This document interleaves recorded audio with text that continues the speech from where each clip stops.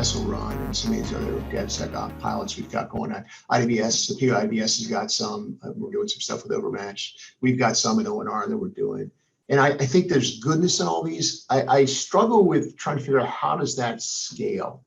And that's where, your thoughts on that. I mean, because here you got these little one-offs doing great work. I got it. But then how do you take this and how does this scale to the broader ecosystem of acquisition we're doing across DoD? I think some of it boils down to how you're defining the requirements of what you need to have. And too frequently, the requirements are defined around the technology and not around the business problem or the program problem that you're actually trying to solve.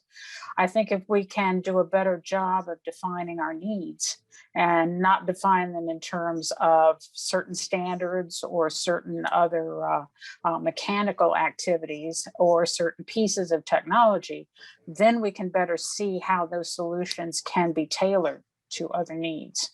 And I'm really glad you said that, Carol, because that's exactly where my head's been at for the last several months. I've been thinking about this because we tend to go right to the requirements, and it's always based on kind of what we already know. And so what you get is for the next ship, it's another gray thing, and it looks just like the last thing, but it's a little bigger, it's more power, and it has more weapons.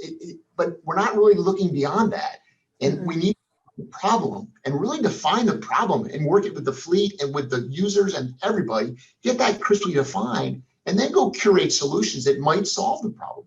We tend to go right to the answer. So I think, Carol, couldn't agree with you more, Admiral. Well, what I teach is process reengineering. So when we look at a problem, we start with the problem, as Carol was saying.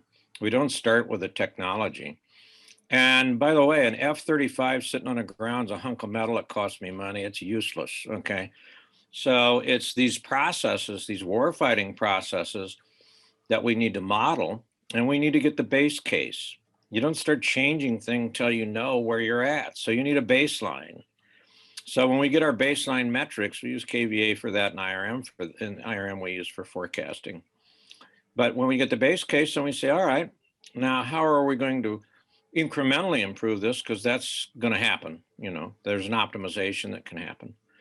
But then how are we going to radically improve this? And that's where you got to get really creative.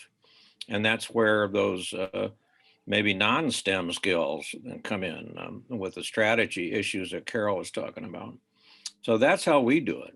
We don't do it from the technology back, as Carol was saying. We do it from the process and what's going to change. What good is it going to do? And then Jonathan will take those options, because there's a variety of options that are possible, and value those options in the context of risk. And it's not just structural risk. It's a more quantitative risk, like you would find in the stock market. It's volatility. And so you need that data to be able to do that. That's what we do.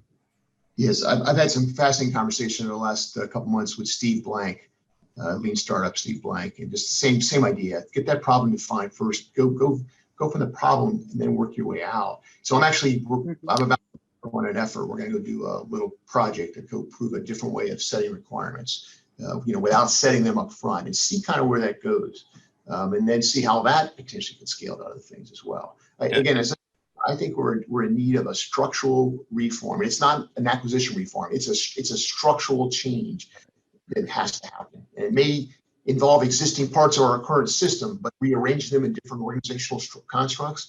Because I think unless you do that, the culture will eat you for lunch. I mean, it's going to eat you. You got to restructure to kind of overcome some of that. And you got to have a powerful vision to drive the entire workforce in the right direction.